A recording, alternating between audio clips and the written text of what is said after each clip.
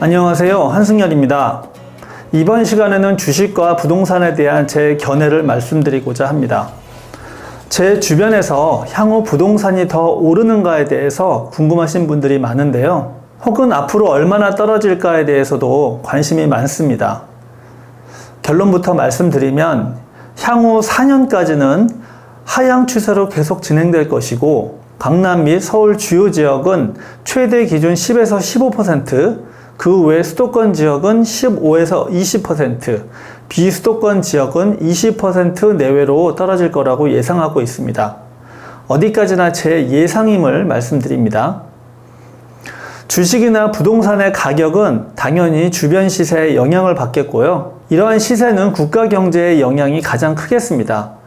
그건 당연한 얘기겠죠? 그리고 또 정부의 부동산, 금리 및 조세 정책에 따라서도 영향을 받을 수밖에 없겠죠.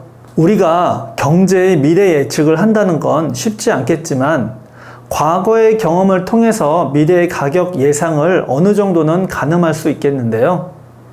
부동산은 크게 10년 단위로 움직인다고 보시면 됩니다. 지난 2005년부터 2008년까지는 부동산 시장이 급속도로 올라간 적이 있었죠. 그때 노무현 정부 때 과도한 부동산 상승을 막고자 부동산 정책을 조세 정책으로 더욱 보강하려 했던 점이 오히려 역효과를 낸 경험이 있었습니다. 그래서 더욱더 크게 부동산 가격이 폭등하다가 2008년 리먼 사태로 인해서 국제금융이 무너지기 시작하였고, 부동산 시장도 갑자기 급냉기로 돌아섰습니다. 그래서 그 이후 이명박 박근혜 정부 때에는 부동산 부양책으로 전환했었는데요. 그때 대부분의 사람들은 어떠셨나요? 부동산 매입하셨나요? 안 하셨죠? 특히 박근혜 정부 때에는 취등록세를 50% 감면해주고, 또한 5년 이내에 양도소득세도 완전 면제해주면서까지 부동산 매입을 권장한 적이 있었습니다. 그럼에도 불구하고 대부분의 사람들은 부동산 매입에 대해서 아예 거들떠 보지도 않았습니다. 그러나 그때 부동산 줍줍하신 분들 지금 어떤 상황일까요?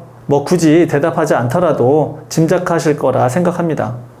특히나 2014년도에는 부동산 매입을 꺼리면서 상대적으로 전세 가격이 크게 올랐기 때문에 갭 투자하기에 완전 최적기였습니다.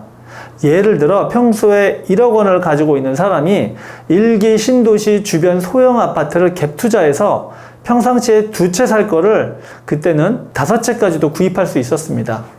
자, 그때보다 10년을 한번 더 거슬러 볼까요? 1997년 IMF 위기 때 어떠셨죠? 부동산이 반값으로 떨어지면서 대부분의 사람들은 그 당시 집을 산다고 하면 바보 취급당하는 분위기였습니다. 그때도 역시나 줍줍하신 분들은 어떠셨을까요?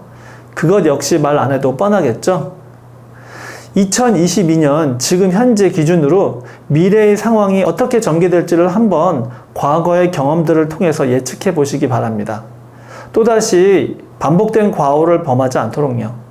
그런데 막상 또 같은 일들이 닥치면 대부분의 사람들이 선택하는 길에서 벗어나 소수의 길을 택할 용기가 생길까요? 쉽지 않을 겁니다. 그 용기를 갖기 위해서는 다각도로 공부하고 발로 뛰셔야 합니다. 부자는 절대 거저되지 않습니다. 대부분의 사람들은 입으로는 다 아는 것처럼 행세하지만 부자들은 몸으로 직접 움직여서 다 압니다. 그리고 조용히 실행하죠. 생색내지도 않습니다. 그렇습니다. 이렇듯 부자는 소수일 수밖에 없습니다. 세상은 그렇게 돌아가는 겁니다. 대다수가 부자가 된다면 정말 좋겠지만, 그렇게 되면 세상이 과연 정상적으로 돌아갈 수 있을까요?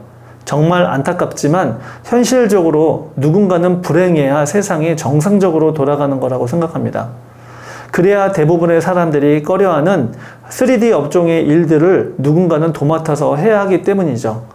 그렇기 때문에 우리는 그러한 부류에 들어가지 않기 위해서 부동산과 주식 공부도 하고 이것저것에 관심도 가지면서 자신을 관리하며 사는 거라고 봅니다. 오늘은 여기까지 하겠습니다. 이번 시간에는 좀 무거운 얘기를 했는데요. 그래도 무거운 이론 이야기보다는 이런 얘기도 괜찮을 것 같아서 한번 해봤습니다. 항상 행복하시고요. 우리 구독자분들 중에는 부자들이 많이 생겨났으면 좋겠습니다.